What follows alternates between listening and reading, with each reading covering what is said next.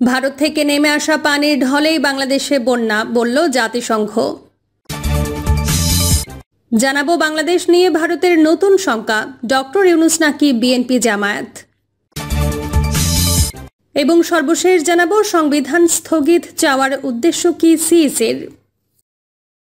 এতক্ষণ শুনছিলেন সংবাদ শিরোনাম, এবার বিস্তারিত। ভারত থেকে নেমে আসা পানির ঢলেই বাংলাদেশে বন্যা, বলল জাতিসংঘ। বাংলাদেশের স্মরণকালের ভয়াবহ বন্যা শুরু হওয়ার পর থেকেই অভিযোগের আঙুল ভারতের দিকে। ডুম্বুর ও ফারাক্কা বাঁধ খুলে দিয়ে ভারত কার্যত অঘোষিত জলযুদ্ধ সৃষ্টি করেছে, এমনটাই বলা হচ্ছে। যদিও ভারত সরকার এসব অভিযোগ অস্বীকার করে আসছে, তবে এমন আকস্মিক বন্যা নজর কেড়েছে আন্তর্জাতিক মহলেও। বাংলাদেশের বন্যা পরিস্থিতি নিয়ে নিয়মিত সংবাদ প্রকাশ করছে বিশ্ব গণমাধ্যমগুলো। এর মধ্যে ভারতের পানি ব্যবস্থাপনা নিয়ে নানা সমালোচনাও উঠে এসেছে। তবে ভারতের অনেক গণমাধ্যম এই অভিযোগগুলোকে অস্বীকার করে বলছে বাংলাদেশের বন্যার জন্য ভারত দায়ী নয়। কিন্তু এবার বাংলাদেশের বন্যার জন্য ভারতের সংশ্লিষ্টতার বিষয়টি উঠে এসেছে জাতিসংঘের নিয়মিত প্রেস ব্রিফিংয়ে। বাংলাদেশের বন্যার জন্য সরাসরি ভারতকেই দায়ী করে জাতিসংঘ মহাসচিবের মুখপাত্র স্টিফেন ডুজারিক এক প্রেস ব্রিফিংয়ে বলেন, ভারী বৃষ্টি ও ভারত থেকে আসা উজানের ঢলে বাংলাদেশ আকস্মিক বন্যার কবলে পড়েছে। জাতিসংঘের একটি দল দুর্গত এলাকায় কাজ করছে, যেখানে তারা বিশুদ্ধ পানির ট্যাবলেট, স্বাস্থ্যবিধির কিট ও খাবার বিতরণ করছে। বাংলাদেশ মুখপাত্র আরও জানান, বাংলাদেশের ঘূর্ণিঝড় ও মৌসুমি বন্যায় ক্ষতিগ্রস্তদের সহায়তার জন্য প্রথমবারের মতো একটি মানবিক সহায়তা পরিকল্পনা চালু করা হয়েছে, যার লক্ষ্য 12 লাখ মানুষের কাছে পৌঁছানো। এখন পর্যন্ত প্রায় 7 লাখ মানুষকে সহায়তা দেওয়া হয়েছে। এদিকে জাতিসংঘের এই বিবৃতির পর ভারত সরকারের অবস্থান কিছুটা নমনীয়। ভারতীয় পররাষ্ট্র মন্ত্রণালয়ের মুখপাত্র রণধীর জয়সওয়াল বলেন, ফারাক্কা ব্যারেজের গেট খোলার বিষয়ে ভুল বোঝাবুঝি হয়েছে। তিনি জানান, উজানে গঙ্গা নদীর অববাহিকায় ভারী বৃষ্টিপাতের কারণে স্বাভাবিকভাবেই পানির প্রবাহ বেড়ে যায়। প্রোটোকল অনুযায়ী নিয়মিত ফারাক্কা ব্যারেজের ডেটা বাংলাদেশের সংশ্লিষ্ট কর্মকর্তাদের সঙ্গে শেয়ার করা হয়। সাম্প্রতিক এই বন্যায় বাংলাদেশে 11টি জেলা আক্রান্ত হয়েছে, যার মধ্যে 7টি জেলায় মৃত্যু হয়েছে অন্তত 27 জনের। এছাড়া পানিবন্দী প্রায় 10 লাখ মানুষ। বাংলাদেশ নিয়ে ভারতের নতুন শঙ্কা, ডক্টর ইউনূস নাকি বিএনপি জামায়াত। শেখ হাসিনার রাজনৈতিক মৃত্যু এবং কূটনৈতিক পতন মোদী সরকারের জন্য একটি বড় ধাক্কা। 15 বছরের বেশি সময় ক্ষমতায় থাকাকালীন হাসিনার সঙ্গে সব কূটনৈতিক প্রচেষ্টা, শক্তি এবং সম্পদ বিনিয়োগ করার পরে হঠাৎ এমন পালাবদলে অনেকটা সিদ্ধান্তহীনতা এবং বেকায়দায় পড়ে যায় নয়াদিল্লি। তবে নোবেলজয়ী ডক্টর মোহাম্মদ ইউনূসের নেতৃত্বে অন্তর্বর্তী সরকার দায়িত্ব নেয় নয়াদিল্লি কিছুটা আশ্বস্ত হয়েছে। ডক্টর ইউনূসের একটি আন্তর্জাতিক ভাবমূর্তি রয়েছে এবং তিনি যুক্তরাষ্ট্র ও ইউরোপীয় দুই বলয়ের কাছাকাছি। তিনি এখন পর্যন্ত সঠিক বার্তা সবাইকে পাঠিয়েছেন। এই অস্থায়ী সরকারের অধীনে সংখ্যালঘুরা নিরাপদ। সেই সঙ্গে অনেকটা উৎকণ্ঠায় থাকা হিন্দু সম্প্রদায়ের সঙ্গে দেখা করতে ঢাকেশ্বরী মন্দির পরিদর্শনে যান তিনি এবং আইন শৃঙ্খলা পুনরুদ্ধারের বিষয়ে জনগণকে আশ্বস্ত করেন। তবুও নতুন পরিস্থিতি, নয়াদিল্লিতে উদ্বেগ ও অনিশ্চয়তা রয়ে গেছে যে ইউনূস দীর্ঘমেয়াদে এসব নিশ্চিত করতে পারবেন কিনা। ভারতের উদ্বেগ অন্তর্বর্তী সরকার নিয়ে যতটা নয়, তার চেয়েও বেশি পরবর্তী জাতীয় নির্বাচনে কোন দল ঢাকায় ক্ষমতার মসনদে বসবেন। খালেদা জিয়ার নেতৃত্বাধীন বাংলাদেশ জাতীয়তাবাদী দল এবং বিশেষ করে বিএনপির জোটভুক্ত দলগুলো পাকিস্তানের গোয়েন্দা সংস্থা আইএসআই এর প্রভাব বলয়ে রয়েছে বলে মনে করেন নয়াদিল্লি, যারা ভারতের জাতীয় স্বার্থের সম্পূর্ণ বিরোধী এবং বিদ্বেষী। নয়াদিল্লি এখন বাংলাদেশে একটি ভয়ঙ্কর কূটনৈতিক চ্যালেঞ্জের মুখোমুখি এবং সম্পর্কটি দ্রুত বিপর্যয়ের মুখোমুখি হবে, এমনটি বলেছেন সাবেক রাষ্ট্রদূত অনিল ওয়াধওয়া। বাংলাদেশের নতুন প্রেক্ষাপটে জামায়াত ইসলামের সরব উপস্থিতি, যারা স্বাধীনতা বিরোধী ছিল এবং 71-এর মুক্তিযুদ্ধের সময় পাকিস্তানি সেনাবাহিনীর দোসর হিসেবে কাজ করেছিল, তা ভারতের জন্য চরম উদ্বেগের বিষয়। 2001 সালে জামায়াতের সঙ্গে জোটবদ্ধ হয়ে ক্ষমতায় আসে বিএনপি। শেখ হাসিনা ও আওয়ামী লীগের প্রতি ভারতের অদম্য সমর্থনের কারণে আওয়ামী লীগ বিরোধীদের মাঝে যে তিক্ততা ও ক্ষোভ জন্মেছে, তার সামাল দিয়ে বাংলাদেশের সঙ্গে সম্পর্ক জোরদার করা মোদী সরকারের জন্য সহজ হবে না। এই প্রসঙ্গে সাবেক কূটনীতিক রাজীব ভাটিয়া বলেন, এটি ধীরে ধীরে করতে হবে, ধাপে ধাপে। ভারতের পার্লামেন্টে পররাষ্ট্রমন্ত্রী জয়শঙ্করের বাংলাদেশ নিয়ে বিবৃতি নিয়ে ঢাকায় হতাশা দেখা দিয়েছে। জয়শঙ্করের বিবৃতিতে পুলিশের হাতে নিহত বিক্ষোভকারীর সংখ্যা উল্লেখ করা হয়নি। বাংলাদেশে যুক্তরাষ্ট্রের ঘাঁটি করার অনুমতি নাকচ করার জেরে হাসিনার সরকার উৎখাতের শিকার হয়েছে। তাই সরকার পতনের পেছনে যুক্তরাষ্ট্রকে দায়ী করেছেন ভারতে আশ্রয় নেয়া শেখ হাসিনা।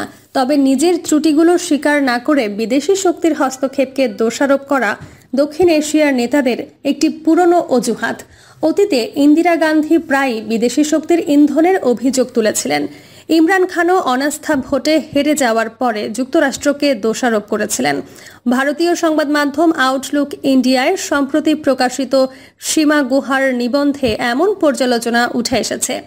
এর আগে ওপি জিন্দল বিশ্ববিদ্যালয়ের আন্তর্জাতিক সম্পর্কের অধ্যাপক শ্রী রাধা দত্ত বলেন, ডক্টর মোহাম্মদ ইউনূসের আন্তর্জাতিক স্বীকৃতি ও গ্রহণযোগ্যতা আছে। ছাত্রছাত্রীদের কাছে তিনি হলেন প্রেরণাদায়ক ব্যক্তিত্ব। তাকে দেখে তারা উদ্বুদ্ধ হন। শ্রী রাধার মতে ইউনূসকে কোণঠাসা করার চেষ্টা করেছেন শেখ হাসিনা। ভারতের সঙ্গে হাসিনা ও আওয়ামী লীগের ঘনিষ্ঠ সম্পর্ক ছিল, কিন্তু এখনকার পরিস্থিতিতে ডক্টর ইউনূসই সবচেয়ে গ্রহণযোগ্য বিকল্প। সাবেক আইপিএস কর্মকর্তা শান্তনু মুখোপাধ্যায় কর্মসূত্রে একসময় বাংলাদেশে ছিলেন। এই সুরক্ষা বিশেষজ্ঞ বলেছেন, বর্তমান পরিস্থিতিতে ডক্টর ইউনূসই সবচেয়ে ভালো বিকল্প। শান্তনু মুখোপাধ্যায় মনে করেন, ডক্টর ইউনূস পশ্চিমা বিশ্বের কাছে গ্রহণযোগ্য ব্যক্তিত্ব। ছাত্ররাও তাকে চাইছেন। সেনাবাহিনীর কাছেও তিনি গ্রহণযোগ্য। তিনি ভারসাম্য রক্ষা করে চলতে পারবেন। এই আইপিএস কর্মকর্তা বলেছেন, তবে অধ্যাপক ইউনূসের সামনে সবচেয়ে বড় কাজ হচ্ছে সহিংসতা বন্ধ করা, সংখ্যালঘুদের সুরক্ষা দেওয়ার ব্যবস্থা করা। প্রবীণ সাংবাদিক জয়ন্ত রায় চৌধুরীও মনে করেন, নোবেলজয়ী ইউনূস যুক্তরাষ্ট্র সহ পশ্চিমা দেশগুলোর কাছে খুবই গ্রহণযোগ্য ব্যক্তিত্ব। তিনিই বর্তমান পরিস্থিতিতে সেরা বিকল্প। তার আন্তর্জাতিক স্বীকৃতি ও দেশের ভেতরে গ্রহণযোগ্যতা রয়েছে। ভারতের কাছেও তিনি গ্রহণযোগ্য ব্যক্তিত্ব। সংবিধান স্থগিত চাওয়ার উদ্দেশ্য কি সিসির? ছাত্র জনতার অভ্যুত্থানের মুখে ক্ষমতাচ্যুত প্রধানমন্ত্রী শেখ হাসিনার দেশ ছেড়ে পালিয়ে যাওয়া ও স্বৈরশাসনের অবসান ঘটে যাওয়ার বিষয়টি এখনও মানতে পারছেন না এমন কেউ আর নেই বলে মনে করা যে ভুল। তার কিছু প্রমাণ আমরা ইতিমধ্যেই দেখতে পেয়েছি। তারা শুধু স্বৈরশাসনের মাঠ কর্মী বা দলীয় সদস্য নন, তাদের কেউ কেউ সাংবিধানিক প্রতিষ্ঠানেও আসীন আছেন বলাটা সম্ভবত অন্যায় হবে না। বিচার বিভাগীয় অভ্যুত্থানের চেষ্টা ব্যর্থ হওয়ার কথা এখানে স্মরণ করা যায়, কিন্তু সেটাই শেষ নয়। না হলে স্বৈরশাসনকে দীর্ঘায়িত করার কাজে অত্যন্ত গুরুত্বপূর্ণ ভূমিকা পালন করা প্রতিষ্ঠান নির্বাচন কমিশনের প্রধান হঠাৎ করে সংবিধান লঙ্ঘনের আওয়াজ তুলতেন না। প্রধান নির্বাচন কমিশনার কাজী হাবিবুল আওয়াল 24 আগস্ট সমকালে এক নিবন্ধে সংবিধান আংশিক অথবা পুরোপুরি স্থগিত রাখার কথা বলেছেন। তিনি অভিযোগের সুরে বলেছেন, নির্বাচন কমিশন সাংবিধানিক সংকটে, আলোচনার জন্য কাউকে পাওয়া যাচ্ছে না। তাই কমিশনের প্রধান হিসেবে পত্রিকায় লিখে জনগণকে অবহিত করাই সমীচীন মনে করছি। তিনি কি আলোচনা করতে চান তা যতটুকু খোলাসা করেছেন তা হচ্ছে, বিপ্লবোত্তর এই সময়ে খানিকটা সাংবিধানিক শূন্যতা দৃশ্যমান। সাবেক এই আইন সচিব, যিনি বিচার বিভাগেও কাজ করেছেন, তিনি সংবিধান আংশিক বা পুরোপুরি স্থগিত করার পক্ষে যুক্তি দিতে গিয়ে বলেছেন, সামরিক অভ্যুত্থান হলে সামরিক ফরমান দ্বারা সংবিধানকে অবিলম্বে রহিত বা স্থগিত করা হয়। স্থগিত করা হলে ফরমানকে সর্বোচ্চ আইন হিসেবে অগ্রগণ্যতা দেওয়া হয়, অর্থাৎ ফরমান ও স্থগিত সংবিধানের মধ্যে বিরোধের ক্ষেত্রে ফরমানকে প্রাধান্য দেওয়া হয়। আইনের শাসনের ধারাবাহিকতাকে এভাবে বজায় রাখা হয়। এরপর কাজী হাবিবুল আওয়াল অন্তর্বর্তী সরকারকে বিপ্লবী সরকার হিসেবে অভিহিত করে তাদের শপথ নেওয়ার কথা বলেছেন। প্রধান উপদেষ্টা ও অন্য উপদেষ্টারা যে সংবিধানের অধীন শপথ নিয়েছেন তাতে তিনি বিস্মৃত হয়েছেন কিনা জানি না, তবে তিনি লিখেছেন, সুপ্রিম কোর্টের আপিল বিভাগ থেকে আগাম বৈধতা নেওয়া হয়েছে, পরে আপিল বিভাগকেই বিদায় করা হয়েছে। আপিল বিভাগের বিদায় যে স্বৈর শাসনকে টিকিয়ে রাখায় উচ্চ আদালতের বিতর্কিত ভূমিকা এবং নতুন সরকারের বিরুদ্ধে বিচার বিভাগীয় অভ্যুত্থান চেষ্টা ব্যর্থ হওয়ার কারণে ঘটেছে, সেই বাস্তবতাকে তিনি উপেক্ষা করেছেন। যদিও কাজী হাবিবুল আওয়াল লিখেছেন, গণ অভ্যুত্থান কার্যকর করতে আদালতের অনুমোদন প্রয়োজন হয় না, তবু তার বক্তব্যে অন্তর্বর্তী সরকারের প্রতি এক ধরনের শ্লেষ প্রকাশ পেয়েছে। তিনি লিখেছেন, গণ অভ্যুত্থান একটি স্বতঃসিদ্ধ বাস্তবতা, আইনের ঊর্ধ্বে এর অবস্থান। তবে বিপ্লবোত্তর সময় আইনের ঊর্ধ্বে একটি ফরমান অনিবার্যভাবে প্রয়োজন। সামরিক আমলারা তা জানেন, সুশীল আমলারা সেটা বোধ করে জানেন না। সুশীল আমলা হিসেবে কাদের প্রতি ইঙ্গিত করা হয়েছে তা বুঝতে কোনো পাঠকের কষ্ট হওয়ার কথা নয়। হাবিবুল আওয়ালের নিবন্ধটি সমকাল এ ছাপা হয়েছে, তার চেয়েও বেশি কিছু তিনি লিখেছেন বলে বিডি নিউজ 24-এ প্রকাশিত একটি প্রতিবেদন থেকে জানা যায়। ওই প্রতিবেদনে এমন কিছু বক্তব্য আছে যার সমকালে ছাপা হয়নি, কিন্তু রাজনৈতিকভাবে বিতর্কিত। প্রিয় দর্শক, এই ছিল এখনকার সর্বশেষ সংবাদ। আপডেট সব সংবাদ পেতে চ্যানেলটি সাবস্ক্রাইব করে বেল আইকনটি ক্লিক করে রাখুন।